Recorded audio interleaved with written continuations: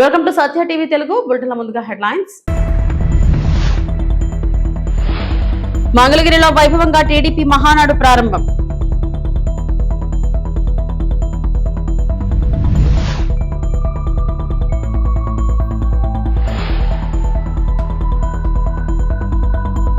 కులాల గురించి ఎవరైనా మాట్లాడితే ఘాటుగా స్పందిస్తాం. AP deputy CM Pawan Kalyan.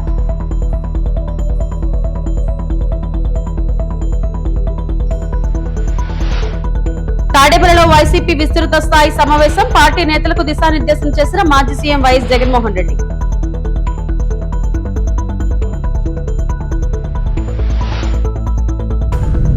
Petrol diesel ధరలపై హరీష్ రావు ఫైర్. వ్యాట్ తగ్గించాలని demand.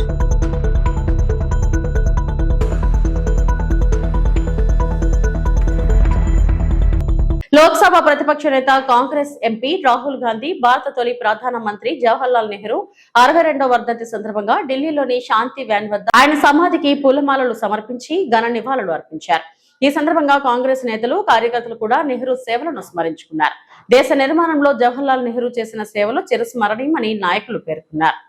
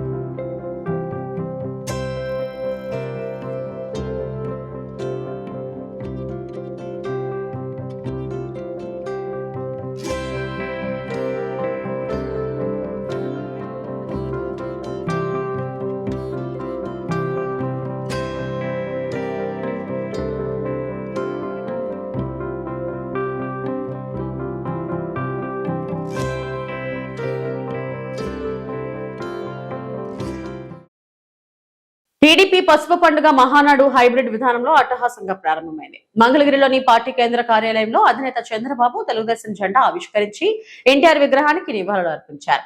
Working president Nara Lokesh, politburo సభ్యులు, జాతీయ రాష్ట్ర కమిటీ సభ్యులు ఎన్టీఆర్ విగ్రహానికి నివాళులు అర్పించారు. 1875 కష్టాల నుండి వేలాది మంది కార్యకర్తలు ఈసారి మహానాడును హైబ్రిడ్ విధానం ద్వారా వీక్షించనున్నారు.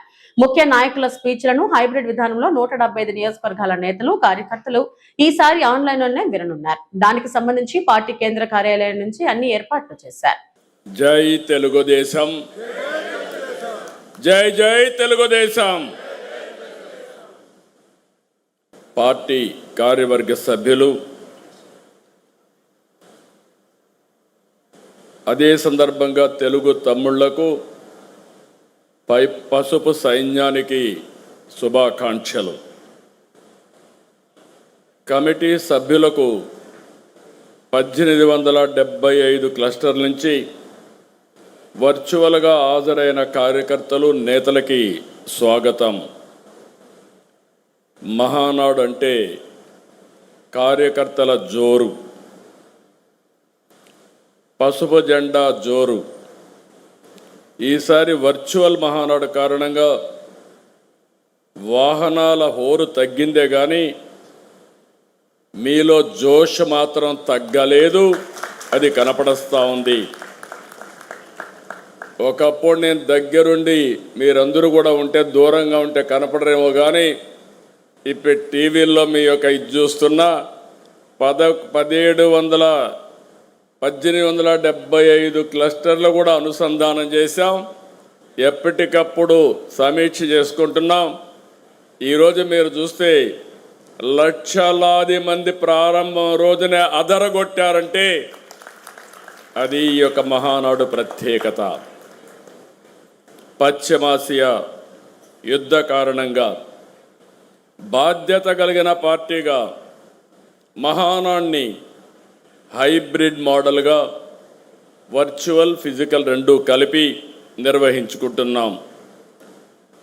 మారింది మీటింగ్ విధానమే కానీ మహానాడు విధానాలు కాదు. అన్ని విషయాలు చర్చిద్దాం, ఫలితాలను సమీక్షించుకుందాం, భవిష్యత్తు ప్రణాళికలు ప్రకటించుకుందాం. సమాజమే దేవాలయం, ప్రజలే దేవుళ్ళు అని 44 ఏళ్ల కిందం పుట్టిన పార్టీ తెలుగుదేశం. కూడు గూడు గుడ్డ నినాదంతో రాజకీయాలకు కొత్త అర్థాన్ని ఇచ్చింది తెలుగుదేశం. సంక్షేమం, అభివృద్ధి, సుపరిపాలనను పరిచయం చేసింది తెలుగుదేశం. రాష్ట్ర దేశ భవిష్యత్తు కోసం రాజకీయాల్లోకి వచ్చారని ఏపీ డిప్యూటీ సీఎం జనసేన అధినేత పవన్ కళ్యాణ్ అన్నారు. తనని ఒక కుల నాయకుడిగా పరిమితం చేయాలని చూస్తే సహించేదే లేదన్నారు. తనను విమర్శించే కాపు నాయకులకు 12 ఏళ్ల తర్వాత సమాధానం చెబుతున్నానన్నారు. రాజమహేంద్రవరం పర్యటనలో భాగంగా పవన్ కళ్యాణ్ జిల్లా జనసేన సాధకులతో ఆత్మీయ సమావేశం నిర్వహించారు.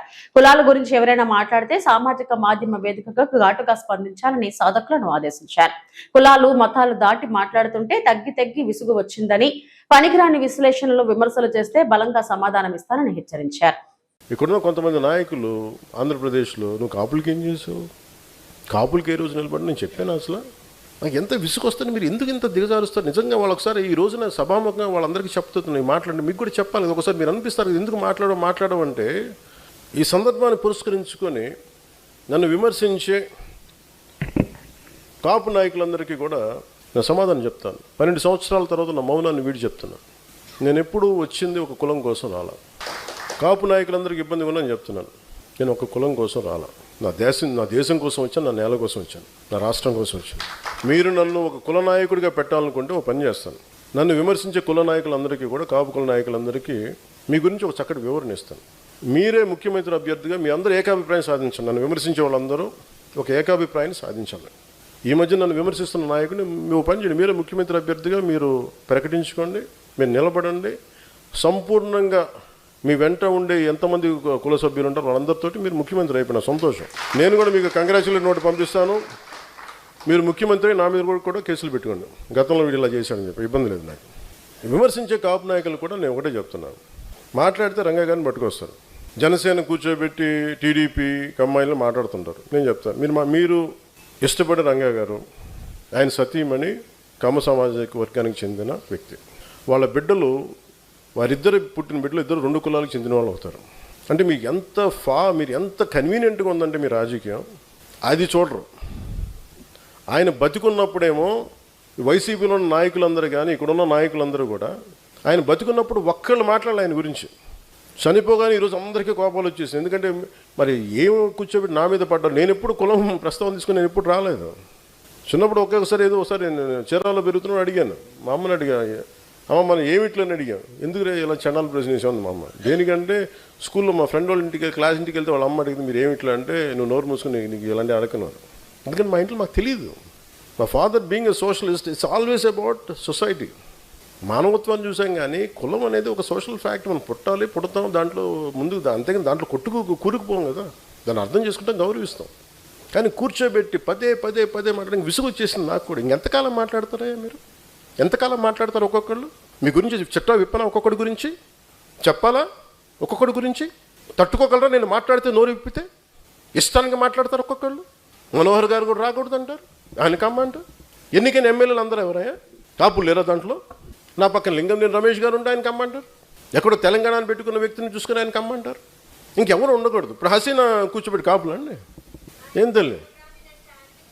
మాజీ సీఎం వైఎస్ జగన్మోహన్ రెడ్డి అధ్యక్షతన తాడేపల్లిలోని వైఎస్ఆర్ కాంగ్రెస్ పార్టీ కేంద్ర కార్యాలయంలో పార్టీ విస్తృత స్థాయి సమావేశం జరిగింది.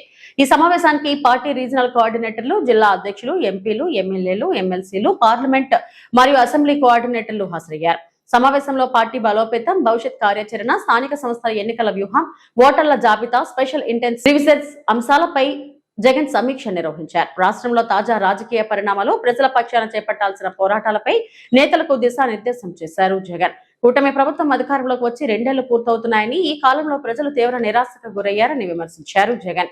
చంద్రబాబు ఎన్నికల ముందు ఇచ్చిన హామీలను పూర్తిగా విస్మరించారని ఆరోపించారు. బాబు షూరిటీ మోసం గ్యారంటీ అని ప్రజల్లో నిరూపితమైందన్నారు. సూపర్ 6, సూపర్ 7 పేరుతో 143 హామీలు ఇచ్చి అధికారంలోకి వచ్చిన తర్వాత మేనిఫెస్టోను చెత్తబుట్టలో వేసేశారని విమర్శించారు. 2 ఏళ్ల చంద్రబాబు నాయుడు గారి పాలన గురించి బహుశా నాకన్నా కూడా చక్కగా ఏ కార్యకర్తకు మైక్ ఇచ్చినా కూడా నాకన్నా కూడా చక్కగా చెప్తాడు. చంద్రబాబు నాయుడు గారి పాలన ఈ 2 సంవత్సరాలలో ఎలా ఉంది అని చెప్పి చూసిన తర్వాత చంద్రబాబు నాయుడు గారి పాలనలో బాబు షూరిటీ మోసం గ్యారంటీ అని మాత్రం రుజువైంది ఈ 2 ఏళ్ల చంద్రబాబు నాయుడు గారి పాలన చూస్తే అని ప్రతి కార్యకర్త కూడా, ప్రతి ఇంట్లో ఉన్న ప్రతి వ్యక్తి, ప్రజలు అందరూ కూడా నాకన్నా కూడా చక్కగా చెప్పగలుగుతారు.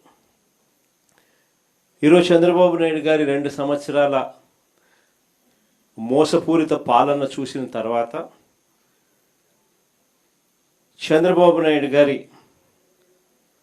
వెన్నుపోటుకు, విధ్వంసానికి, అరాచకానికి, ఆయన అబద్ధాలకు, ఆయన డైవర్షన్ పాలిటిక్స్కు, ఆయన దోపిడీ అవినీతి పాలిటిక్స్కు ఈ 2 ఏళ్ల చంద్రబాబు నాయుడు గారి పరిపాలన.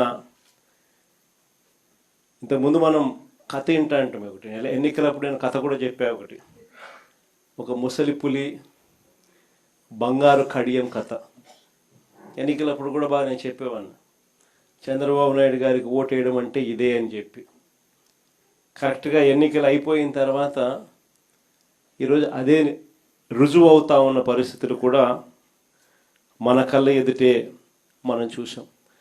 ఆ రోజుల్లో ఏమో చంద్రబాబు నాయుడు ఆ నోట్లో నుంచి వచ్చిన మాటలన్నీ కూడా జగన్ ఇచ్చేవే కాదు, అంతకన్నా ఎక్కువ ఇస్తాను అని చెప్పి ఆ రోజు చంద్రబాబు నాయుడు గారు పులి బంగారు కడియం కథ మాదిరిగానే ప్రజలందరినీ కూడా నమ్మించిన పరిస్థితి.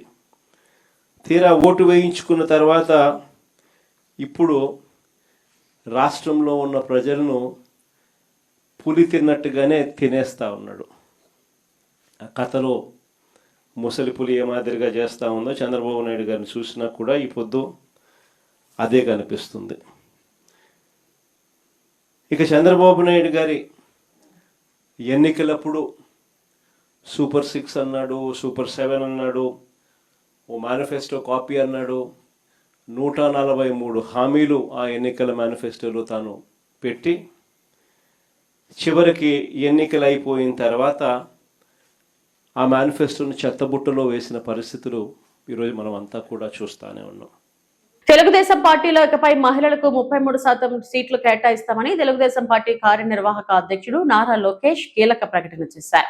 పార్లమెంట్ లో బిల్లు పాస్ అయినా అవ్వకపోయినా పార్టీ తరపున వచ్చే ఎన్నికల్లో మహిళలకు 33% సీట్లు కేటాయిస్తామని వెల్లడించారు. బిగ్ అనౌన్స్మెంట్ అని ఉదయం పెట్టిన పోస్ట్ కు అనుగుణంగా తన ప్రసంగంలో మహిళలకు రిజర్వేషన్ అంశాన్ని నారా లోకేష్ ప్రకటించారు. ఆఫ్లైన్ అయినా ఆన్లైన్ అయినా హైబ్రిడ్ అయినా మహానాడు ఎప్పుడూ ఒక మాస్ జాతర లాంటిది. పసుపు పండుగనే మన మహానాడు. ప్రతి కార్యకర్త కాళ్ళు ఎగరేసుకుని నాది తెలుగు జాతి, నాది తెలుగుదేశం అని చెప్పుకునే వేదిక మన మహానాడు. నేషన్ ఫస్ట్ అనేది తెలుగుదేశం పార్టీ విధానం. మన పార్లమెంట్లో మహిళా బిల్ కేంద్ర ప్రభుత్వం, ఎన్డీఏలో ఉన్న పార్టీలందరూ మద్దతు తెలిపి మహిళల కోసం రిజర్వేషన్ డీలిమిటేషన్ బిల్ మనం ప్రవేశపెట్టాం. మనం స్త్రీ శక్తిని నమ్ముకున్న వారం. ఆ బిల్కి సంపూర్ణ మద్దతు మనం తెలిపాం. కానీ ప్రతిపక్షంలో ఉన్న కాంగ్రెస్ పార్టీ, దాంతోపాటు ఉన్న కొంతమంది అలయన్స్ పార్ట్నర్స్ అందరూ ఆ బిల్లు ముందరికి వెళ్లకుండా చేశారు. అందుకే ఈ వేదికగా నేను ఒక ప్రతిపాదన చేస్తున్నా. రాబోయే రోజులు పార్లమెంట్లో బిల్ పాస్ అయినా అవ్వకపోయినా తెలుగుదేశం పార్టీ కనీసం 33% స్థానాలు మహిళలకి రిజర్వ్ చేయాలని నేను ఈ సభాముఖంగా తీర్మానం చేస్తున్నా. అంటే కనీసం 33% సీట్లు మహిళలకు అందించాలని. I strongly believe that the next era of Indian politics belongs to women leadership. India took a historic step by bringing the Women's Reservation Bill. Our vision is clear. Women must not remain beneficiaries alone. Women must become decision makers. Unfortunately, in the recent parliament session, opposition parties rejected this bill. Many parties talk about women empowerment during elections and forget about them after elections. But Telugu Desam Party, since our inception, always believed in the power of women. We have always supported their aspirations and dreams. We stood by them and we believe that they have greater role to play in Indian political discourse. Therefore, I propose that we leave from the front. Today, from this sacred Mahanadu stage, I propose that in the 2029 elections, Telugu Desam Party should allocate 33% seats to women, not as a slogan, but as a commitment to the future of India. We want more women lawmakers. We want more women leaders. We want more women policymakers. And future of Telugu Desam Party will be led shoulder to shoulder by our women. This is our resolve. This is our responsibility. This is our commitment. Telugu Desam party నాయకులు కార్యకర్తలుగా ఐక్యతను చాటుకునే వేదిక మహానాడు అని TDP రాష్ట్ర అధ్యక్షుడు పల్లా శ్రీనివాసరావు తెలిపారు. మహానాడు ప్రారంభం సందర్భంగా శ్రీనివాసరావు మాట్లాడారు. ఇప్పటి వరకు పార్టీ ప్రయాణం, భవిష్యత్తులో తీసుకోవాల్సిన నిర్ణయాలు, ఇతర అంశాలను ఈ వేదిక ద్వారా చర్చించుకుందామన్నారు. హైబ్రిడ్ విధానంలో మహానాడు 2026 ద్వారా లక్షల సంఖ్యలో నేతలు, కార్యకర్తలు అనుసంధానమై ఉన్నారని తెలిపారు. దేశంలో వివిధ రాజకీయ పార్టీలు వచ్చి కాలగర్భంలో కలిసిపోయాయని, టీడీపీ ఒక్కటే నిత్య చైతన్యంతో క్రమశిక్షణ కలిగిన కార్యకర్తలందరికీ అవకాశాలు కల్పిస్తుందన్నారు. అధికారంలోకి వచ్చిన 23 నెలల్లోనే అన్ని నామినేటెడ్ పదవులు కార్యకర్తలకు ఇచ్చామని, భవిష్యత్తులోనూ ఇంకా వస్తాయని పేర్కొన్నారు. ఆంధ్రప్రదేశ్ ను స్వర్ణాంధ్రగా తీర్చిదిద్దేలా ముఖ్యమంత్రి చంద్రబాబు విజన్ 2017 రూపొందించారన్నారు. 63% యువతకు పార్టీలో ప్రాధాన్యత దక్కుతుందన్నారు. 26 ఏళ్లకే రామ్మోహన్ నాయుడు ఎంపీ తర్వాత కేంద్ర మంత్రి అయ్యారన్నారు. గంటి హరీష్ 27 ఏళ్లకు ఎంపీ అయ్యారని వివరించారు. గతంలో అయ్యన్న పాత్రుడు, కళా వెంకట్రావు లాంటి నేతలు చిన్న వయసులోనే పార్టీలో కీలక నేతలుగా ఎదిగారని పల్లా శ్రీనివాసరావు గుర్తు చేశారు. యువతకు ప్రోత్సహిస్తూ చెప్పాలంటే కీర్తిశేషులు నందమూరి తారక రామారావు గారు పార్టీ పెట్టేటప్పుడు 35% నుంచి 40% యువతకి ఇస్తే, అందులో చెప్పుకుంటే చింతకాల అయ్యన్న పాత్ర గారు 26 సంవత్సరాలకే వచ్చారు. కళా వెంకట్రావు గారు 28 సంవత్సరాలకే వచ్చారు. కావలి ప్రతిభావతి గారు 27 సంవత్సరాలకే వచ్చారు. అలాగే ఈరోజు మన యువ నాయకులు లోకేష్ గారు ఆధ్వర్యంలో చూసుకుంటే 63% మన యువతకి ప్రాధాన్యత కల్పిస్తున్నామని చెప్పి ఈ సందర్భంగా తెలియజేస్తున్నాం. మన యువ నాయకులు వారి ఆధ్వర్యంలో చెప్పాలంటే ఈరోజు ఎవరికి ఇచ్చామని ఒక్కసారి ఆలోచన చేస్తే, మన కింజారపు రామ్మోహన్ నాయుడు గారు 26 సంవత్సరాలకే వారు ఎంపీ అయ్యారు. అలాగే గంటి మురళీ గారు, గంటి హరీష్ గారు 27 సంవత్సరాలకే వారు ఎంపీ అయ్యారు. ఇలాగా భవిష్యత్తు యువతకి ప్రాధాన్యత ఇవ్వాలని చెప్పి మన యువ నాయకులు, మన భవిష్యత్తు నాయకులు భావిస్తున్నారు.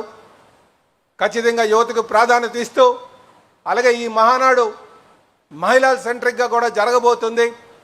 రేపు భవిష్యత్తులో 33% రిజర్వేషన్ వస్తుంది కనుక అసెంబ్లీకి, పార్లమెంట్కి పంపించడానికి సమర్థవంతమైనటువంటి మహిళా నాయకత్వాన్ని గుర్తించి ముందుకు వెళ్తామని చెప్పి ఈ సందర్భంగా తెలియజేస్తున్నాం. జగిత్యాల ఆర్టీసీ డ్రైవర్ అశోక్ వ్యవహారంపై తెలంగాణ మంత్రి పొన్నం ప్రభాకర్ స్పందించారు.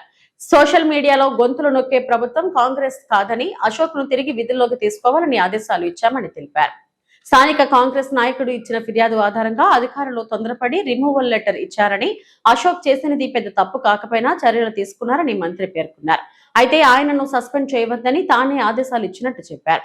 ముందుగా అశోక్ మాట్లాడుతూ తాను రైతుల సమస్యల గురించే మాట్లాడారని, ఏ రాజకీయ పార్టీ లేదా నాయకుడిని విమర్శించలేదని చెప్పిన విషయం తెలిసిందే. అలాగే రిమూవల్ లెటర్ ఇచ్చిన డిపో మేనేజర్ ను మరో డిపోకి బదిలీ చేయాలని కూడా ఆదేశించినట్లు మంత్రి పొన్నం ప్రభాకర్ వెల్లడించారు. మా అక్కడ స్థానిక అధికారి తొందరపడి ఎవరో చెప్పినారనే దాని మీద తొందరపడి దాన్ని తొలగించమని లేఖ రాసింది. వెంటనే మా దృష్టికి రాగానే ఆదేశించి అతని ఉద్యోగానికి ఏ ఇబ్బంది లేకుండా చేసి, తదుపరి వచ్చిన ఫిర్యాదు మేరకు అంత తొందరగా స్పందించి ఇమీడియట్ గా అతను చేసిన నేరం ఏం కాదు కానీ చేసినాడు కాబట్టి యాజమాన్యానికి సూచన చేయడం జరిగింది. అక్కడ ఆ డిపో మేనేజర్ అక్కడి నుంచి బదిలీ చేయమని కూడా ఆదేశాలు ఇచ్చినాం. పెట్రోల్ డీజిల్ ధరల పెంపుతో కేంద్ర తెలంగాణ రాష్ట్ర ప్రభుత్వాలు కలిసి ప్రజలపై నెలకు 5,000 కోట్ల భారం మోపుతున్నాయని బీఆర్ఎస్ సీనియర్ నేత టి హరీష్ రావు ఆరోపించారు. తెలంగాణ సీఎం రేవంత్ రెడ్డి రోడ్లపైకి వచ్చి నిరసనలు చేయడం కంటే రాష్ట్ర ప్రభుత్వం విధిస్తున్న 27% వ్యాట్ ను తగ్గించాలని డిమాండ్ చేశారు.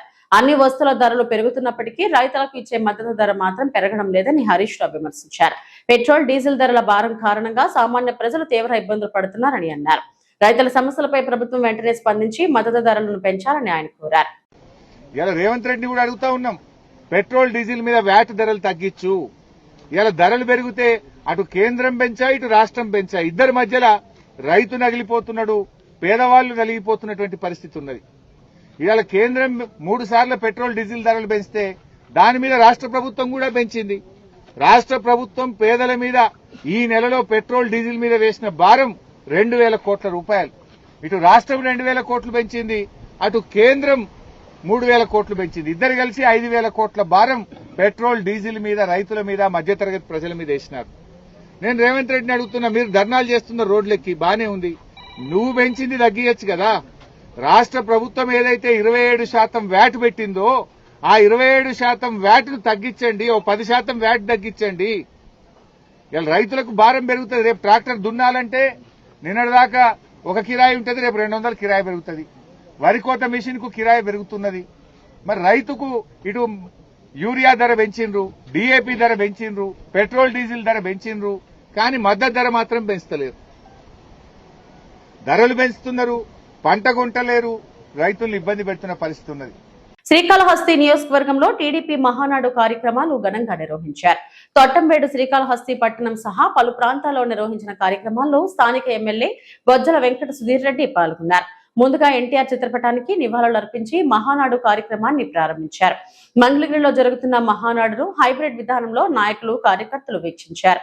ఈ సందర్భంగా ఎమ్మెల్యే సుధీర్ రెడ్డి మాట్లాడుతూ ప్రధాని సూచనల మేరకు ఖర్చు తగ్గించే విధంగా సీఎం చంద్రబాబు నాయుడు ఆదేశాలతో నియోజకవర్గ స్థాయిలో మహానాడు నిర్వహిస్తున్నామని తెలిపారు.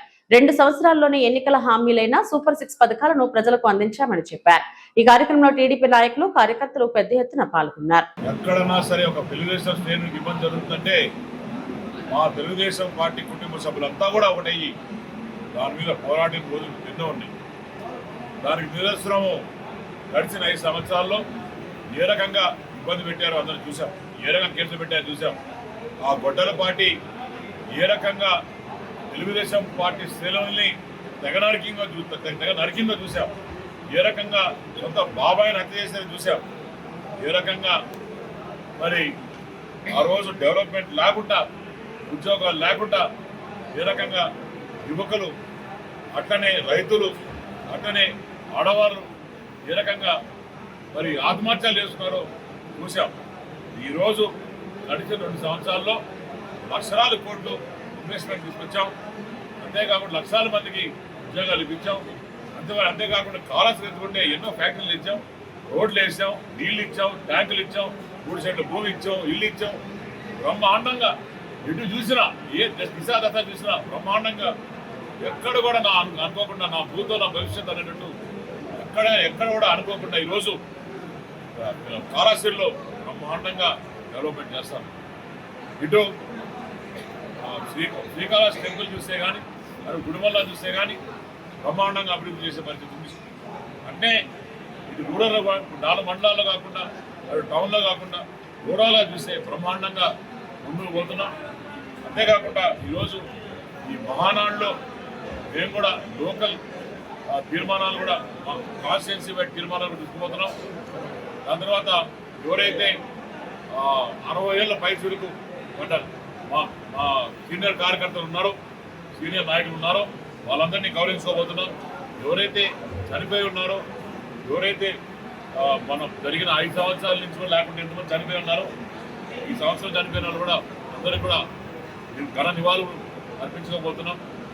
అట్లనే పెద్దయిన నందమూరి తారక రామారావు గారు ఏ ముహూర్తాన పార్టీ పెట్టారు కానీ ఈ పార్టీ అంచెలంచెలై ఆకాశాన్ని తాకేంత బ్రహ్మాండంగా ఎదిగింది. ఎక్కడ కూడా ఇబ్బందులు లేకుండా ఇప్పుడు మా యువతరం, కొత్త తరం, కొత్త రక్తం మన పాదయాత్రకి శ్రీకారం చుట్టిన మా యువ నాయకుడు ఈరోజు నారా లోకేష్ అన్న మరి పగ్గాలు చేపట్టిన తర్వాత ఇది మొదటి మహానాడు. ఈ మొదటి మహానాడులో కూడా మేము అందరం చెప్పాము, అన్నాను ఫస్ట్ టైం పగ్గాలు చేపట్టావు, ఒకరోజున్న మహానాడు పెట్టాలి, మీ కింద మేము పనిచేయాలి, అందరం కలిసి మిమ్మల్ని అందరం కలిసి తెలుగుదేశం కుటుంబ సభ్యులు అందరం చూడాలి మిమ్మల్ని స్టేజ్ మీద అని చెప్పి ప్రతి ఒక్కడికి ఆశ ఉంది. నా మనసులో కూడా గట్టి ఆశ ఉంది, సంకల్పం ఉంది అని చూడాలి. కానీ లేదురా, ఉండేదానికి లేదు. మోడీ గారు పిలుపునిచ్చారు. అభివృద్ధి పేరుతో పేదల గొంతు కోస్తామంటే చూస్తూ ఊరుకునేదే లేదు అని మంత్రి నారాయణను ఘాటుగా ఎమ్మెల్సీ పర్వతిరెడ్డి చంద్రశేఖర్ రెడ్డి హెచ్చరించారు. నెల్లూరు 5వ డివిజన్ పాత చెక్పోస్ట్ సెంటర్ జాఫర్ సాహెబ్ కాలువ పక్కన నివసిస్తున్న పేదలు తమ ఇళ్లను అర్ధాంతరంగా ఖాళీ చేసి వెళ్లిపోవాలని కూటమి ప్రభుత్వం దుర్మార్గంగా ఆదేశాలు ఇవ్వడంతో YSRCP Nellore city incharge MLC Parvathireddy Chandrasekhar Reddy పేదల వద్దకు వెళ్లి వారి సమస్యను అడిగి తెలుసుకున్నారు. ఎన్నో సంవత్సరాలుగా ఈ ప్రాంతంలో నివాసం ఏర్పరచుకుని కూలీ పనులు చేసుకుంటూ జీవిస్తున్న తమను అధికారులు అర్ధాంతరంగా ఖాళీ చేసి వెళ్లిపోవాలని, లేదంటే జేసీబీతో ఇళ్లను కూల్చివేస్తామని బెదిరింపులకు దిగుతున్నారని చంద్రశేఖర్ రెడ్డికి బాధితులు తమ గోడు వెళ్లబోసుకున్నారు. కాలువకి పక్కనే ఉన్నటువంటి మైపాడ్ రోడ్లో మనం ఉన్నాం.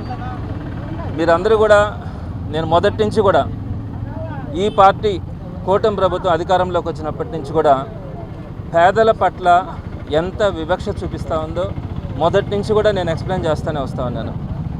ప్రధానంగా వైఎస్ఆర్సీపీ ప్రభుత్వం ఉన్నప్పుడు ఈ జాఫర్ సాహెబ్ కెనాల్కి సంబంధించి ఒక రివిట్మెంట్ వాల్ కట్టడం, ఆ తర్వాత దీన్ని 60 ఫీట్ రోడ్ చేయడం, ఈ 2 అభివృద్ధి కార్యక్రమాలు చేయడానికి కూడా ఆ రోజు ప్రారంభించడం జరిగింది.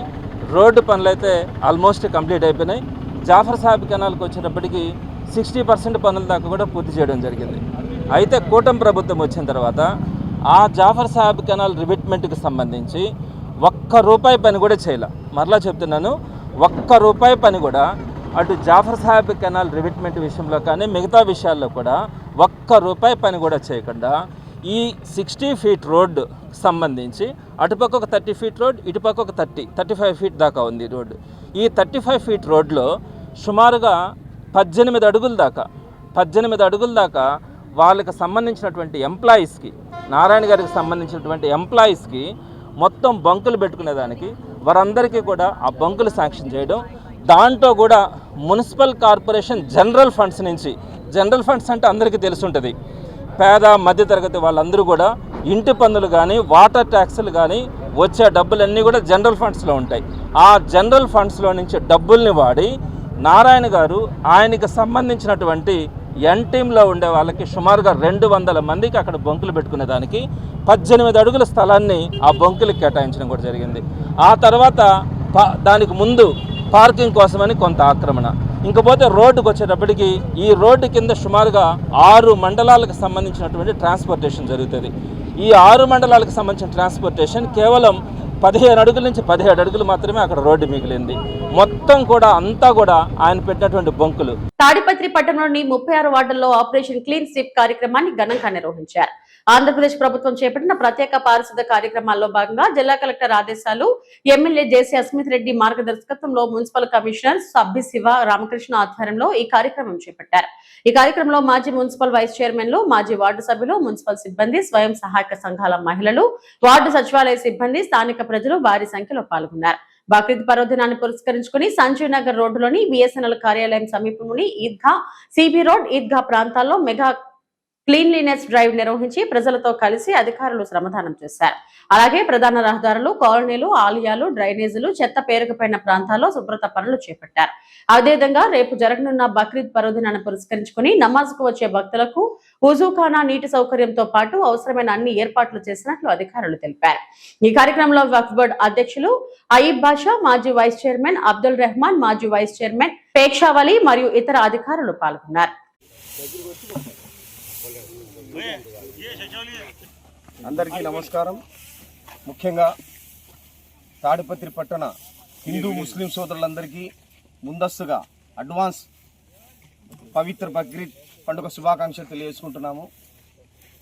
త్యాగనిరతికి మనం ప్రతీకగా చెప్పుకునే పవిత్ర బక్రీద్ పండుగను రేపు మన తాడిపత్రి ముస్లిం సోదరులందరూ సౌకర్యవంతంగా పరిశుభ్రమైన ప్రదేశంలో చేసుకోవాలనే ఉద్దేశంతో జేసీ ప్రభాకర్ రెడ్డి గారు మరియు తాడపత్రి శాసనసభ్యులు జేసీ అస్మిత్ రెడ్డి గారి ఆదేశాల మేరకు, సూచనల మేరకు మున్సిపల్ కమిషనర్ గారు, ఒక్బోర్డు చైర్మన్, తాడపత్రి మండల ఒక్బోర్డు చైర్మన్ అయ్యూబ్ గారు మరియు మేము మన మున్సిపల్ పారిశుద్ధ్య కార్మికులతో కలిసి ఇక్కడ ఈద్గా ప్రాంగణంలోకి వచ్చాము. రేపటి పవిత్ర ప్రార్థనలకు ఎటువంటి ఆటంకం కలగకుండా ఉండే విధంగా మనం చర్యలు తీసుకుంటున్నాము.